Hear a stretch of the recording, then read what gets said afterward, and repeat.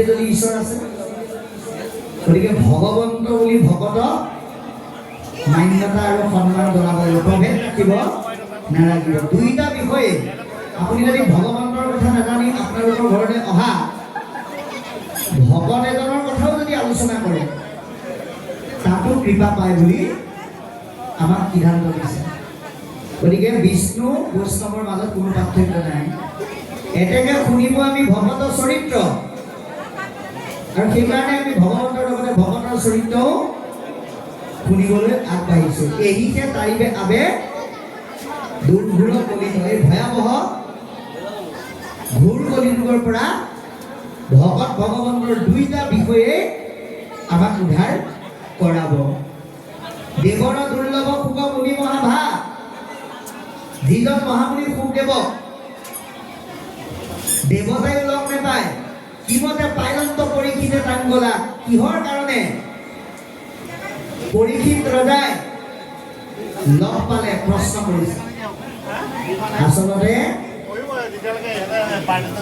পৰীক্ষিত ৰজাই বৈষ্ণৱ বা ৰজা হোৱাৰ কাৰণে সুখদেৱক লাভ কৰা নাই, ভগৱন্তৰ দৰ্শন তেওঁ উদৰাৰ গৰ্ভত থাকোঁতেই লাভ কৰিছিল। অস্বস্থমাই তীক্ষ্ণতৰ অস্ত্ৰ নিক্ষেপ কৰাৰ লগে লগে উত্তৰাই ভগৱন্তৰ ওচৰত যেতিয়া প্ৰাৰ্থনা জনালে, ভকতৰ প্ৰাৰ্থনাত সদয় হৈ ভগৱন্তই উত্তৰাৰ গৰ্ভত প্ৰৱেশ কৰি পৰীক্ষিতক মৃতপ্ৰায় অৱস্থাৰ পৰা অমৃত দৃষ্টিৰে জীৱন্ত প্ৰদান কৰিলে।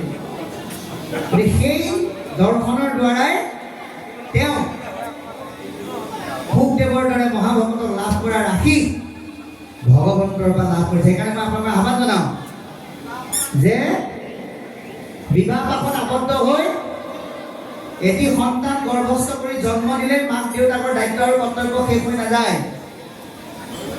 এজন ভাল সন্তান জন্ম দিবলৈ হ'লে মাকে দেউতাকে যত্ন ল'ব লাগিব, বিশেষকৈ আইগৰাকীয়ে গৰ্ভ অৱস্থাত হাতত হাত পুথি হিচাপে ঘোষাখন বা বিভিন্ন বৰগীতৰ কিতাপ এখন, শাস্ত্ৰৰ যিকোনো এফাকি ঘোষা মনত অনুভৱ কৰা আৰু মুখস্থ কৰা বা গাই থকাটো বাধ্যতামূলক। এতিয়া আমাৰ ফালে আকৌ বেলেগ হয়, আপোনালোকৰ ফালে অৱশ্যে নহয়। এই ল'ৰাটো জন্ম হোৱাৰ 3 মাহ মানৰ পিছতে তাৰ হাতত স্ক্ৰীন টাচ মোবাইলটো দি দিয়ে আৰু লগে লগে সি চব টিপি দিয়ে। আৰু মাকে কয় আমাৰ ল'ৰাটো বৰ স্মাৰ্ট। বোলে কিয়? এই 3 মাহ বয়সতে মোবাইলটোত কি উলিয়াব লাগে চব জানে। এই কেলে নাজানিব? গৰ্ভত পঢ়িব লাগিছিলে হাত পুথি ঘোষা, কিন্তু মোবাইলটো টিপি টিপি বনাই আছিলে ৰীল। গতিকে তেনেকুৱা নকৰি আধ্যাত্মিকতাৰ ব্যৱস্থাটো গৰ্ভ অৱস্থাৰ পৰাই যত্ন কৰিবৰ কাৰণে আমাক ভাগৱতে আহ্বান জনাইছে। তেতিয়াহে পৰীক্ষিতৰ দৰে, কপিলৰ দৰে, ধ্ৰুৱৰ দৰে সন্তান নমাই আনিব পাৰিব। গতিকে বৈকুণ্ঠৰ শাস্ত্ৰ এইটো বেদান্তৰ তত্ত্ব। এই ভাগৱত বৈকুণ্ঠৰ শাস্ত্ৰ, বেদান্তৰ সাৰ। 7 দিনে কৰিলে এইটো মহাভাগৱত। 7 দিনৰ ভিতৰত কেনেকৈ কৈ শেষ কৰিলে। আচলতে নিৰ্দিষ্ট 7টা দিন নহয়, আমি আৰম্ভণিতেই কৈছোঁ যে আপুনি আমি লাভ কৰা যি সপ্তাহৰ প্ৰথম বাৰটোৰ পৰা শেষৰ বাৰটোলৈ 7টা দিন, এই 7 দিনৰ ভিতৰতে আমি ঈশ্বৰৰ কথা ভাগৱতৰ যোগেদি সৎসংগৰ দ্বাৰা চৰ্চা কৰিব লাগিবই।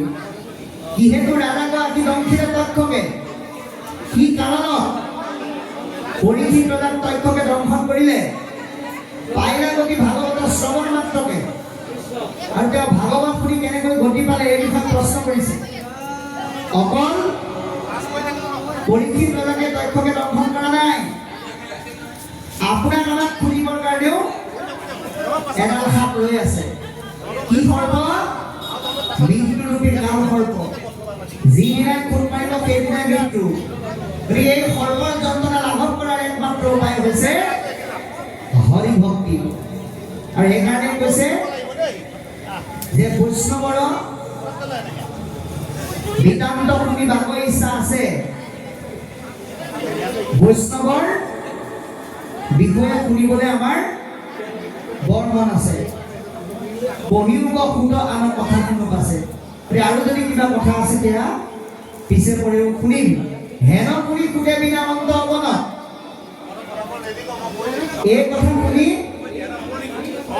খুটে কান্দি কান্দি সুধিছে আমি অকুলি হেন আছিলো মনত আমি কাৰোবাক যেতিয়া ভালকৈ কথা কওঁ সেইজনে প্ৰেৰণা পায় সেইকাৰণে এজন ব্যক্তিক আপুনি বাক্যৰ দ্বাৰা হতাশো কৰিব পাৰে বাক্যৰ দ্বাৰা আপুনি প্ৰেৰণাও দিব পাৰে আজি কৌৰৱ পক্ষে ঋষিসকলৰ কথা শুনি প্ৰেৰণা পাইছে কোনে খুটে সেইকাৰণে কৈছে কি বুলি যে তোমালোকে যি প্ৰশ্নৰ অৱতাৰণা কৰিলা সঁচাকৈ নিজকে পবিত্ৰ যেন উপলব্ধি কৰিছো শাবক একে কথা কোনে কহিবে স্বৰূপে ভগৱন্তৰ সবিশেষ কথা কৈ কোনে শেষ কৰিব পাৰিব যেন পক্ষী উদয় পাখাৰ অনুৰূপে পক্ষী যেনেকৈ পাখি অনুসাৰে উৰে আমিও ঠিক তেনেকুৱাকৈ মতি অনুসাৰে আপোনালোকৰ আগত কৃষ্ণ কথা কম কেনে কম গ্ৰাম্য কথা প্ৰথমে মনিৰ হৈ বাণী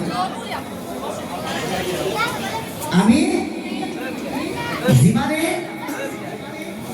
গ্ৰাম্য কথা পাতিম সিমানে আমাৰ দেহ মন লেতেৰা হৈ যাব সেইকাৰণে কৃষ্ণ কথাৰ দ্বাৰা মহালাভ অৰ্জন কৰিবলৈ আহ্বান জনাই এতিয়া পদে ক'লে কিমতে কৰিলা শাস্ত্ৰ ব্যাস সৰ্বদান প্ৰথমে হৰিক স্মৰি শুনা সাৱধান সৰ্বজ্ঞাত ব্যাসদেৱে কেনেকৈ ভাগৱত বিশ্লেষণ কৰিলে তাক সাৱধানে শুনিবলৈ আমাক আহ্বান জনাইছে আৰু আমিও সাৱধানে কৰিবলৈ হ'লে শ্ৰৱণ কৰিলেই নহ'ব আমি কীৰ্তনো কৰিব লাগিব সেইকাৰণে আমি জানিবলৈ পাই সুখী হৈছোঁ ইয়াৰে শিল্পীসকলৰ দ্বাৰা এটি দিহানাম গোৱাৰ ব্যৱস্থা কৰিছে গতিকে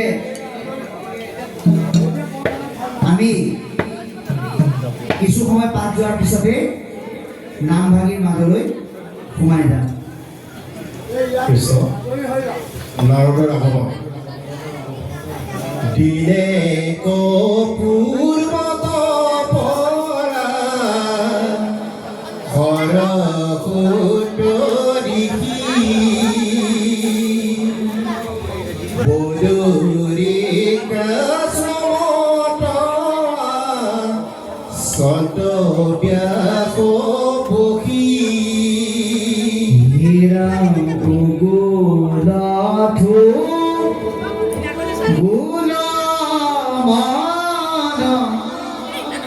নাহি সুখ শান্তি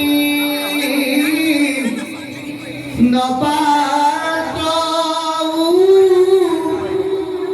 পায় একো মনে গুণী গান্ধী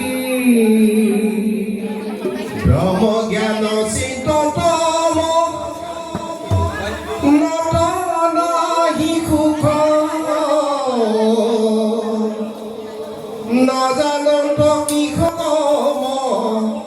নটমিলে দুখ হেৰাম অধুমুখে আশা বখি কয়ালি খবৰ সেই বেলা তোতে আহি মিলিল নাৰদ ব্যাস নাৰদৰ সংবাদ এইখিনিতে আমি তেখেতসকলক নামভাগ পৰিৱেশন কৰিবলৈ অনুৰোধ জনাইছোঁ